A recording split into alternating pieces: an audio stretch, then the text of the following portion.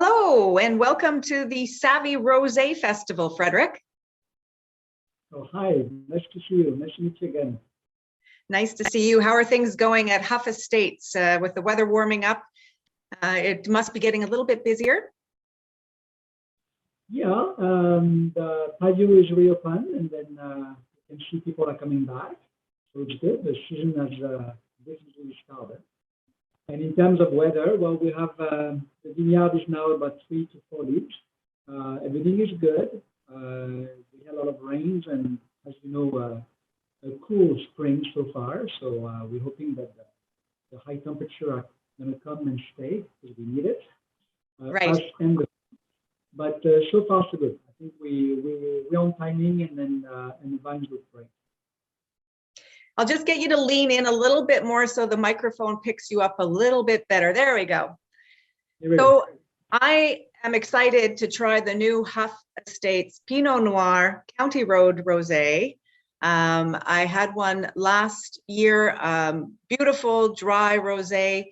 Tell us a little bit about the new vintage. Alors, the new vintage, well, it's not very dissimilar than the 2020. It's exactly the same wine. It's 100% Pinot Noir from our vineyard. I add a little touch, 1% or 2% of red wine, Pinot Noir from the same grapes, from the same vintage, just to make a bit more color on the same type every year. But that's still a very, it's my third Pinot Noir Rosé. This is a new product we're starting 3 years ago because I really wanted to do a Pinot Noir Rosé. And then, and I think for the past 3 years, been relatively consistent in terms of structure, flavor, and aromas because it's, you know, it's usually grapes you harvest a bit earlier as well. So they have this usually also the same type of acidity and freshness, right, which is good. Yes, I would say it's very close to the 2020 with probably maybe a touch of less acidity than 2020. Okay. So, and I don't think people realize that you do have a little bit of control over the color of the rosé. You know, there's a couple of ways to make rosé. So how long did the wine sit with the grape skins? And I know you added a bit of, like you said, the red Pinot Noir, so it had sat with the skins a little bit longer, but most of the wine sat with the skins for just a couple hours? No, so my rosé usually, I destem the grapes and I fill my press directly. And I usually keep my grapes in contact with the juice between, you know, something like 18 hours. Okay. So basically, I fill my press, I close it, I go to bed, and the next morning I come and I push the button press. And so I get that way a bit more color. Especially on the rosé of Pinot Noir, I like to be a bit darker.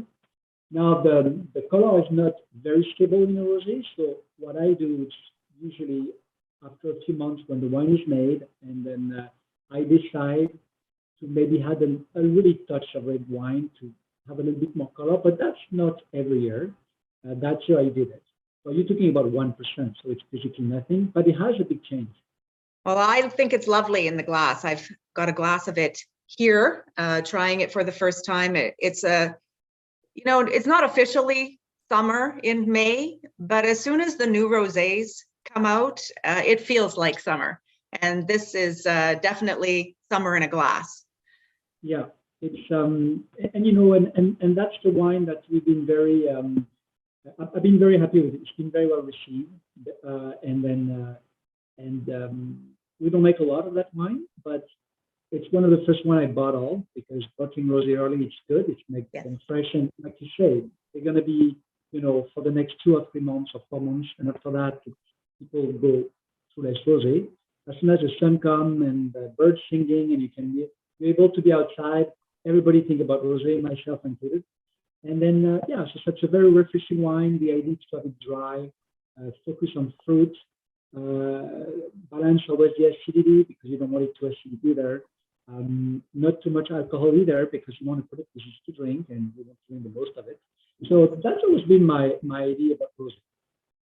Yeah, this is 12.5%, the new rosé. Yeah, it's 12.5%. 12.5%. Lots of strawberries, lots of even citrus, Yeah. like an orange kind of grapefruit aroma. So it's very, very fruit forward. Yeah, it's a Pinot Noir, so you find the same type of idea with little berries, wild strawberries, cherry. There's a lot of red berry in it, and sometimes obviously you've got some other touch of different flavor, and it's true. It's a bit flower, it's a bit orange, so it's a very pleasant wine. And then, and I think the good thing about this wine is they're really drinkable very quickly. You don't need to age them a long time in a bottle. They are what they are now, and that's why people like them as well. Yes, they're ready to drink as soon as pretty much, the week after they're bottled. It's good to go. It's nice, fresh wine made from grapes from last year. So kind of the first wines from last year's vintage, which is exciting too. Yeah, exactly. They're part of the first bottle we put on the shelves for the new season. Yeah.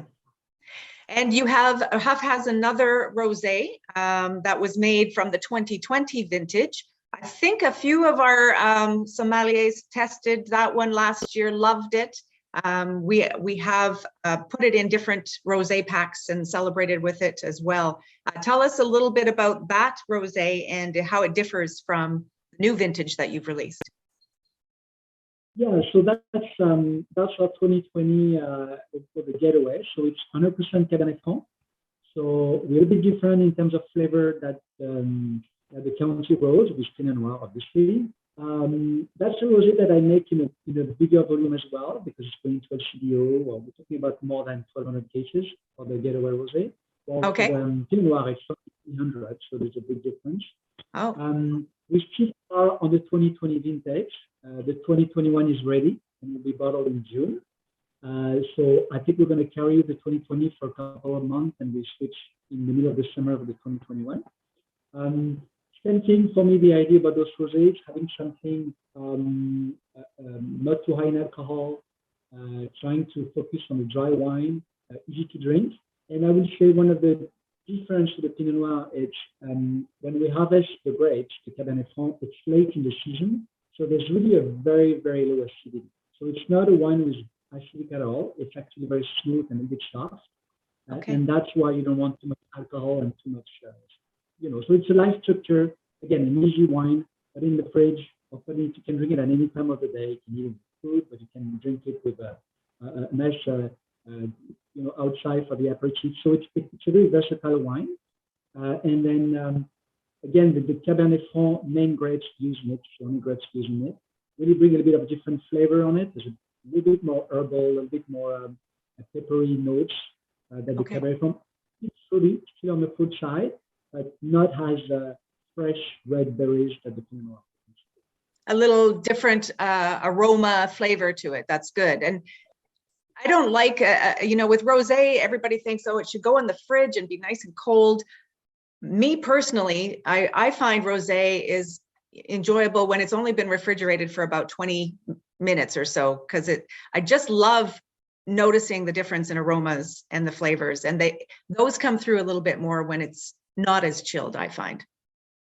Yeah, and the thing when you drink rosé, it's nice when it's chilled, right? But the problem too is when you drink it outside, you don't notice, but the wine get warm very quickly because it's hot.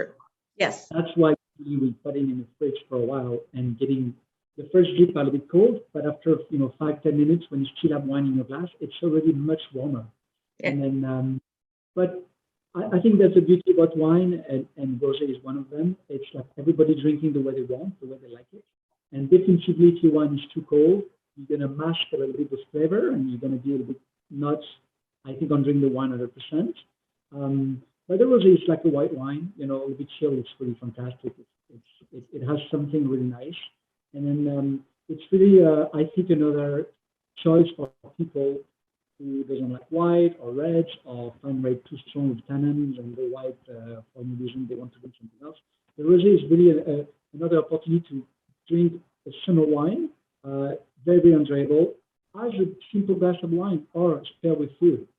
There's a lot of food that pair very well with rosé. Yeah, what is one of your favorite things to pair with rosé or to have with rosé? Well, I like fresh salad or even a little bit of a charcuterie plate, in the summer. I won't eat like a strong piece of meat with it, but even so, you can make a nice barbecue and have a glass of rosé with it. It's not gonna not match it. Yeah. And light cheese. I like the goat cheese with it personally, but again, it depends on the taste. I think Right. We all have a different palate. Yeah, and wine pair better with some type of food. We know that. But after that, I like to put my own idea about it, and sometimes I do something that I was not supposed to do, and I like it. So it's very personal. But again, the rosé is really it's not as tannic as the red wine, but it has a bit of a structure all allow you to have a glass of rosé with almost any kind of food, except spicy and strong food.